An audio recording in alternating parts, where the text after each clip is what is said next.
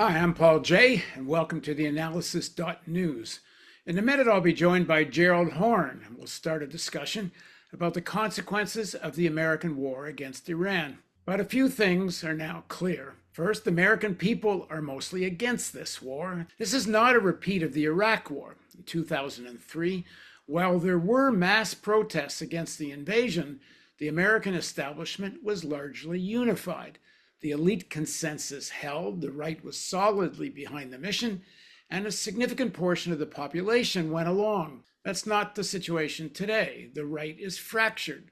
The Democratic Party, including its corporate and usually pro-war leadership, is opposed. And polling suggests the majority of the American people want no part of it. Even much of the mainstream media has acknowledged there was no imminent threat of a nuclear bomb in Iran, or any kind of attack on the US. In fact, there's no evidence that Iran had any plan for a nuclear weapon at all. And at most, maybe we're developing a breakout capability, but only as leverage. We've even heard mainstream pundits use the words war crimes about an American president. The Israeli genocide in Gaza cracked open a consensus that has held for decades.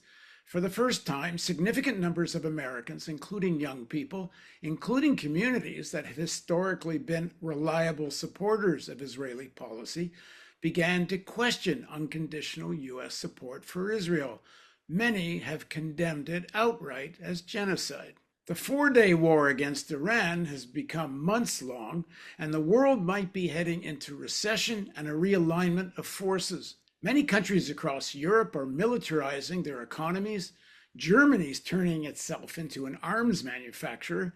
The UAE pulled out of OPEC. The Russian war of aggression against Ukraine seems at a stalemate as Russia reaps the benefits of higher oil prices. And China is pulling ahead of the US in tech, economic growth, and allies. The US is isolated as never before. Has Donald Trump and the Christian nationalist cabal around him, who planned a Mussolini-style administration, have they overplayed their hand? Has it produced a genuine rupture in American political life? Tens of thousands of Iranians, Lebanese, and mostly Palestinians have been killed by this Israeli-American war. It's a level of American savagery we haven't seen since the 2003 war against Iraq. Now joining us is Gerald Horne. He holds the John J. Rebecca Morris Chair in History and African American Studies at the University of Houston. He's the author of dozens of books, most recently The Capital of Slavery, Washington, D.C., 1800 to 1865. Gerald, welcome back. Thank you for inviting me. And I've raised all kinds of questions, so just start where you like. Well, first of all, just in terms of updating the news, the foreign minister of Iran was just in Moscow.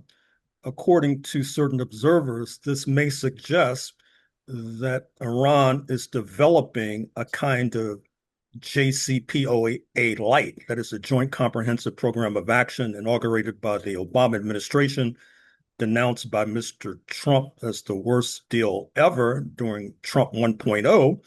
But given the fact that this bombing by the United States and Israel has not accomplished its purpose of regime change, it seems that if Mr. Trump actually wants traction and movement with regard to the nuclear file, he'll have to return to JCPOA light. And therefore, you may see the removal of what Mr. Trump calls nuclear dust, euphemistically, I'm sure, to Moscow, which of course is under strict international authorities, the International Atomic Energy Agency, for example. Similarly, with regard to reaching a compromise, apparently the Iranians are willing to alter the present status quo concerning the Straits of Hormuz, from which they have fundamentally set up a toll gate and have rather rigorously established who can enter and who can exit. And they will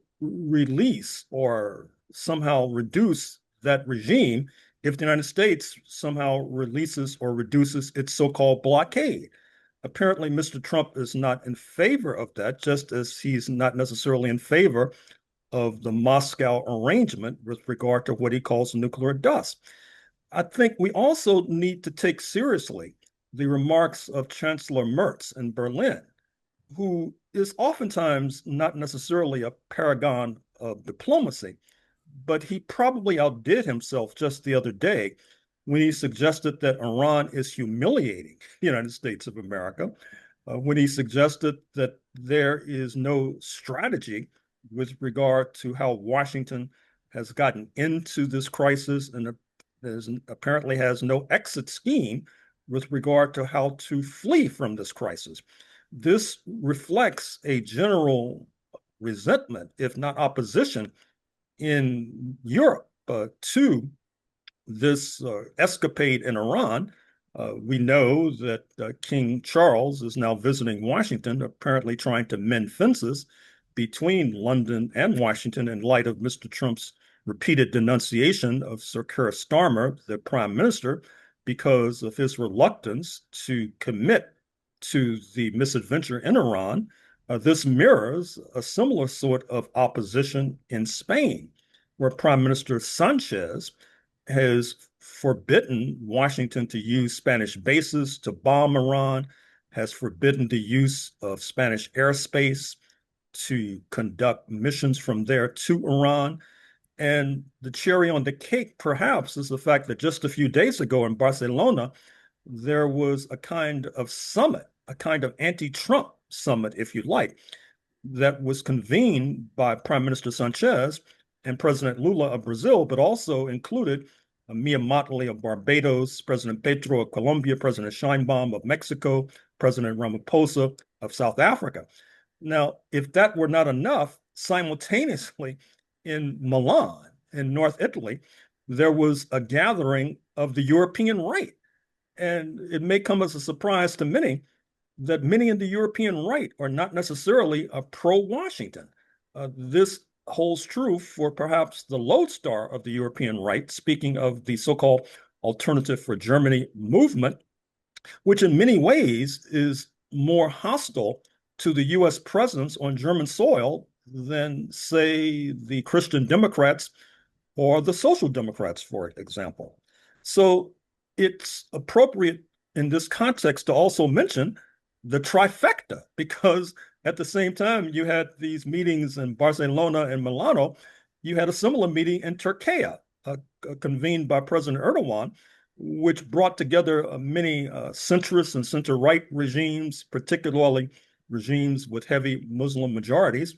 And even though there was not an explicit denunciation of Mr. Trump, it was clear that that was the rationale for this gathering coming into being, because Turkey has reason to believe that they should take Israeli authorities seriously when they have suggested that after somehow they dispense with Iran and execute regime change, they will turn their attention to Turkey, believe it or not, even though this country is 10 times the size of Israel, has a formidable military, is the eastern flank of NATO, and as noted, has rather positive relations with Washington.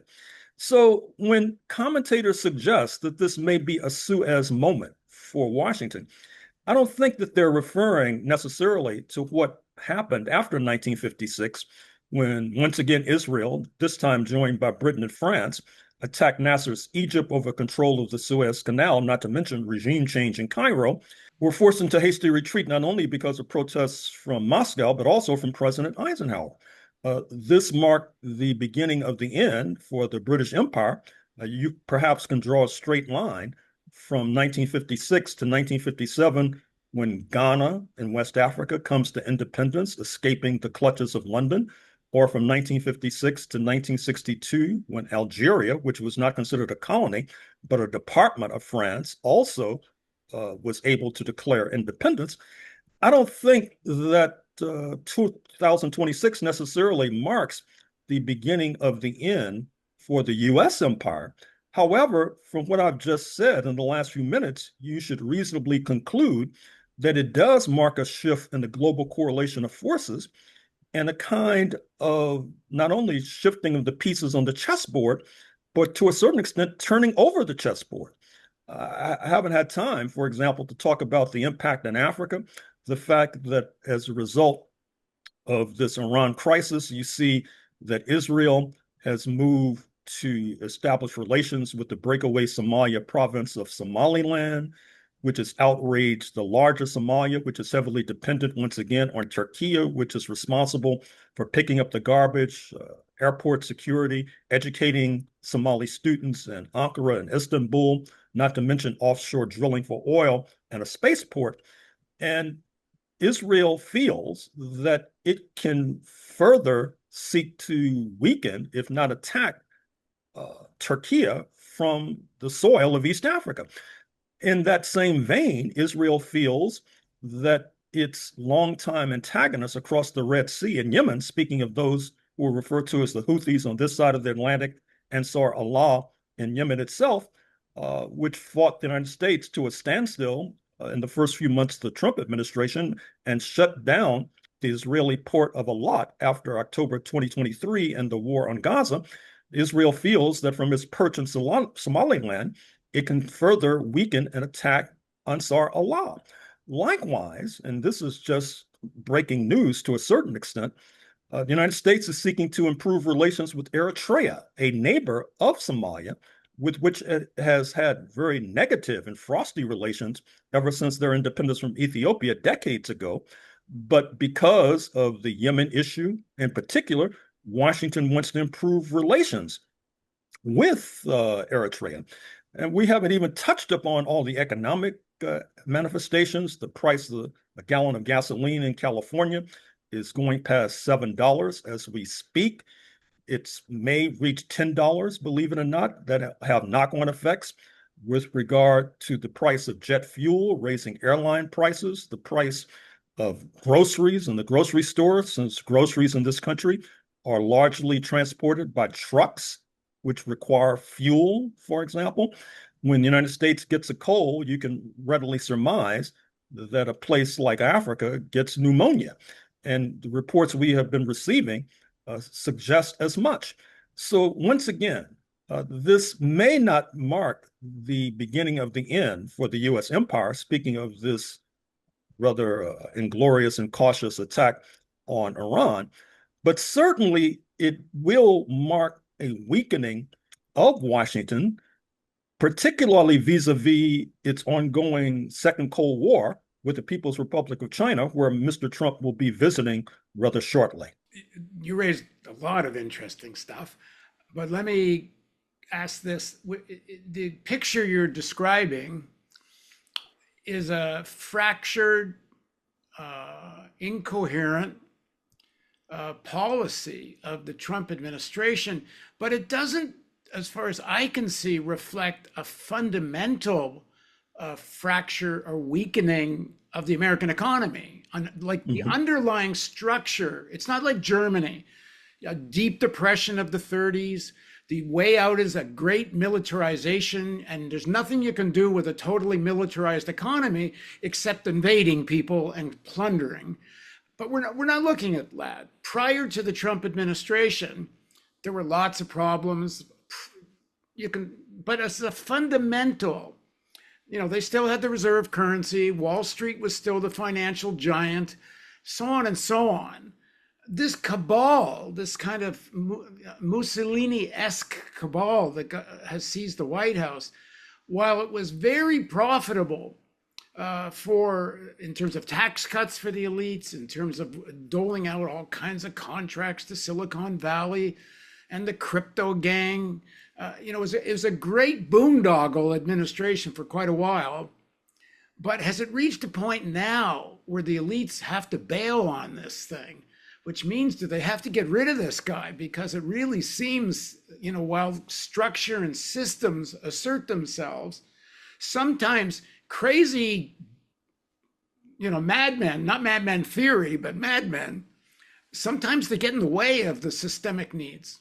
Well, I agree with the underlying premise of what you're saying, and I would bolster it by suggesting that even though there is a fracture in MAGA, recall the dispute between former Fox News host Tucker Carlson, who has presidential ambitions all of his own, as I understand it, not to mention other forces of the podcast right, including Candace Owens and Alex Jones, for example. Mr. Carlson says he's tormented by the fact that he helped to encourage people to go to the polls to vote for Mr. Trump. Despite that fracture, if you look at the polls, Mr. Trump still has significant support within his political party, for example, that may not prevent a wipeout of the Republicans in the midterm elections, although I would point your audience to the current issue of The Economist, the British Conservative Weekly, which lists scores of ways that Mr. Trump might try to steal this election, and we should not be shocked by that, considering his rather over-the-top reaction to his loss of the 2020 election, for example. So it's too soon to say that Mr. Trump is on the way out, for example, although it is true to say that there is a split that many in the elite, particularly the elite who suffered from his tariffs, although they're supposed to be getting a refund, would like to see his exit. But many in the base are not necessarily on that same level of disagreement. I should also mention that to cite Mr. Trump's favorite hockey player, Wayne Gretzky, who suggested we by the way, us Canadians, I have dual citizenship. Wearing my Canadian hat, we have disowned him, disavowed him, call him an American hockey player. Well, okay, fair enough. But the metaphor is, as you know, that he says you should not skate to where the puck is, but skate to where the puck is going. And I've just articulated where the puck is, that is to say, mass support in the Republican Party, for example, a certain kind of discontent amongst elites. But who is to say what the scheme of things will be within 6, 7, 8, 9 months, for example, particularly as this economic crisis asserts itself. Now, the New York Times had this article, I believe it was just this morning, on the front page, suggesting that, as you have noted, that the United States has not necessarily suffered economically to the same extent that other countries have as a result of this February 28th, 2026 escapade. Certainly, you are correct to point to how the German economy has suffered, and that may undergird these rather intemperate remarks by Chancellor Merz. But we also need to pay attention to the discontent in France, which historically has been rather hawkish with regard to establishing a certain kind of strategic autonomy for the European Union, despite the presence of pro-Washington regimes in Europe, including the recently installed government in Budapest, not to mention the Baltics, Estonia, Latvia, and Lithuania. We should not rule out the possibility that Mr. Macron's hawkishness may find a more willing audience, that is to say, more willing to confront Washington. And speaking of Canada, I'm wondering if I can turn the tables. Have you heard about this story about Canada possibly joining the European Union? And if that... a lot of Canadians in favor of it. They did some polling on it, and it's a fairly popular idea. And I think there's some serious conversations going on, not about joining it, although frankly, it wouldn't be such a bad idea, but having a higher level of economic association, sort of what the UK may have now post-Brexit, but a much closer relationship with Europe. It's hard to tell how serious Carney is about this. There's a lot of talk about diversification of the Canadian economy. We'll see. The American capital owns and controls really the majority of the Canadian economy. So it's not like he has such a free hand. We'll see. He talks a good game, but we don't know yet how real all that is. Well, I raise that as well because I'm seeking to link that to the aforementioned point about France. That is to say, if Canada does have a closer relationship with the European Union that's significantly influenced by French hawkishness, what will be the knock-on effects in Quebec, for example, this closer association with France and the European Union? Will it introduce further fissures into the Canadian body politic? Or alternatively, will it strengthen Canada vis-a-vis the United States?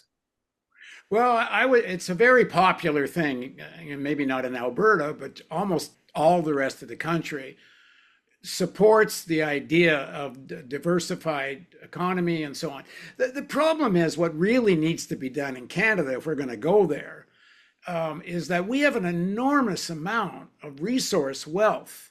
And instead of using the Norwegian model of where you have essentially publicly owned or a large scale public ownership of the resource wealth, so that far more money goes into the public purse, we have a very entirely privatized model. And the amount of royalties that are paid to the provinces or the federal government is nothing compared to what, say, in Norway does. That would be a real way to develop some independence. But Carney, of course, doesn't talk about that. But let me get back, though, to the situation in the US. I thought it was very interesting. Jamie Dimon, about a week and a half, 2 weeks ago, says, he sort of said, I'm not quoting him, I'm paraphrasing, I hope I get it right. But what I took from it is, yes, this is a mess. Yes, maybe he shouldn't have started this Iran war, but now he's got to finish it. And I think the American elites are stuck in this, is that they've now given Iran something they didn't have before, the control over the Straits of Hormuz, and which has turned into a stranglehold on the global economy. Leverage they never had. People have said this in the main punditry, no nuclear bomb would have given them this much leverage. So now they want to finish the job. But what the hell does finish the job mean? Because as it's obvious now, it's not so easy to overthrow a class.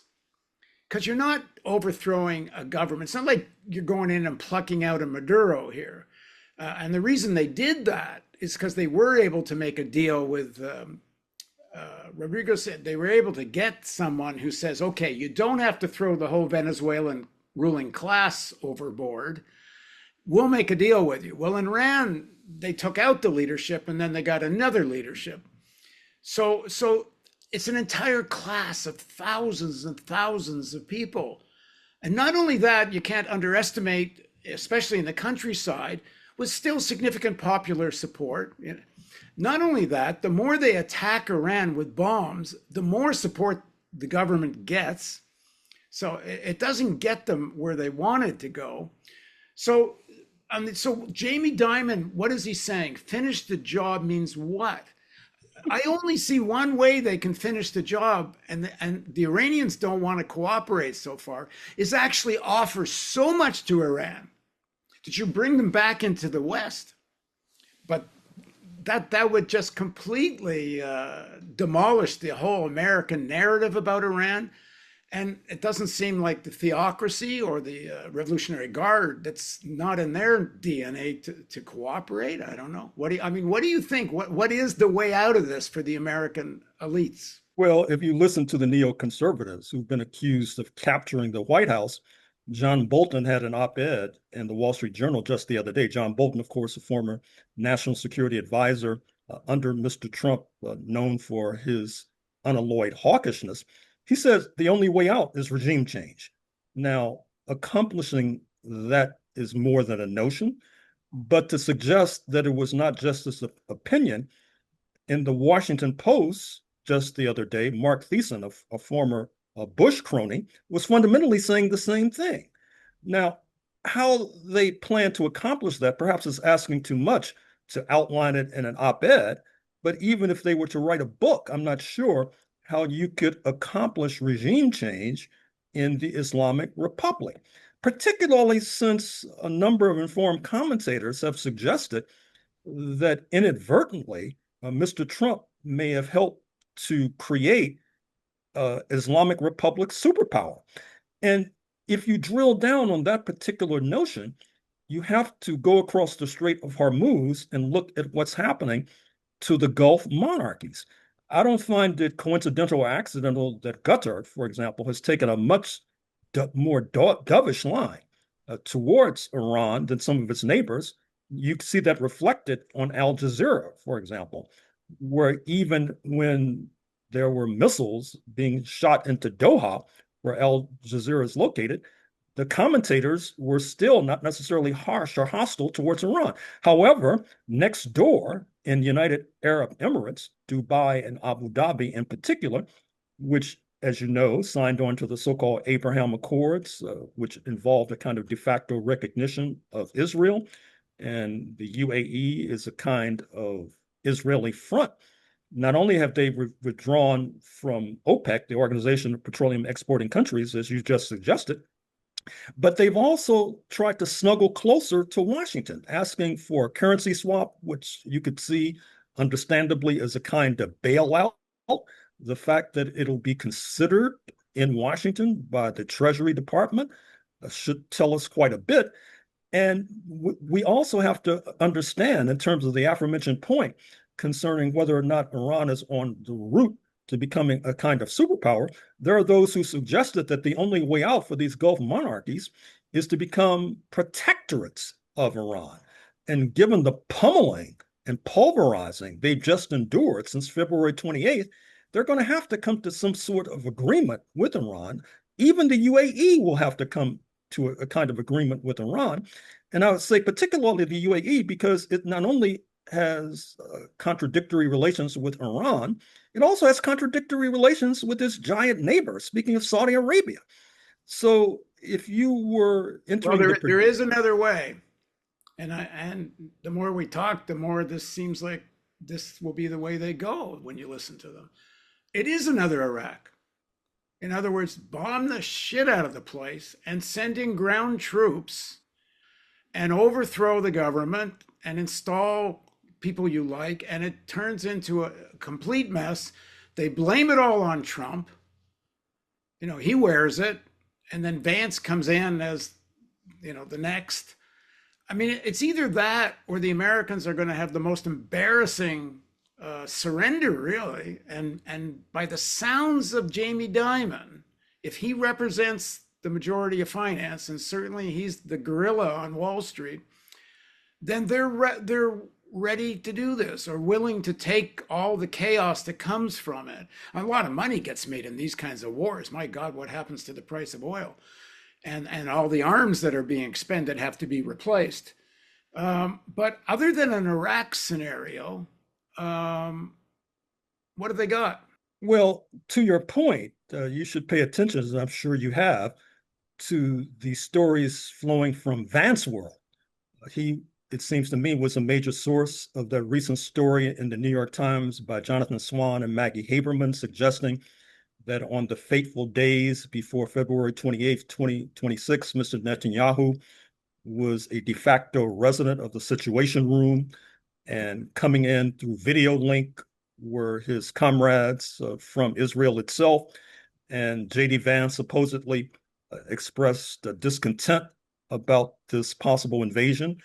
Interestingly enough, The Atlantic just has had another story which suggests that J.D. Vance feels that the Secretary of War, so-called Mr. Hegseth, is misleading Mr. Trump with regard to what has transpired. And to that end, NBC News carried a startling story about the billions of dollars in damage inflicted on the U.S. military bases. And of course, Jonathan Swan once again did a story just the other day talking about how the United States, putting it simplistically, might be running out of ammunition. That is to say, running out of Tomahawk missiles, running out of missile interceptors, which does not bode well with regard to confronting the big enchilada, which is the People's Republic of China. Very dangerous, very dangerous. I mean, you can also see, you know, what led to the Iraq War was 9/11, which, according to Senator Bob Graham, was in fact something orchestrated by the Bush-Cheney administration with the Saudis. That's not me saying it. Senator Bob Graham, who was co-chair of the Joint Congressional Investigation into 9/11, said it. It's a moment where one can see something like that, and or they just bloody well, you know, say, "Oh, the nuclear bomb, we have to go," and they invade, and Trump pays the political price. Vance becomes I never liked this war, but now I got to win it. Very dangerous. Well, to that end, recall that there are three aircraft carriers, major aircraft carriers, off the coast of Iran as we speak. Thousands of U.S. sailors and Army personnel.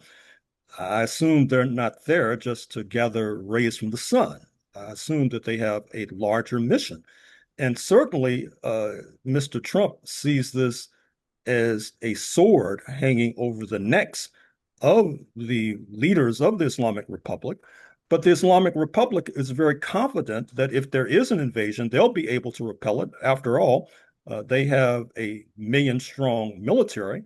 It's doubtful if the United States will be able to amass a 3-to-1 ratio, which they may need in order to successfully overthrow that regime. I'm not even sure if that would basically mean that the entire U.S. military would have to focus on Iran, which seems rather ridiculous and absurd. But to the further point, I should say that we should not rule out the possibility of a military invasion, of what has been called regime change, as absurd and ridiculous it may seem at the moment. I'm not even sure what to say next. All right, thanks, Gerald. We'll keep doing this every couple of weeks. Thanks for joining us. Thank you for inviting me.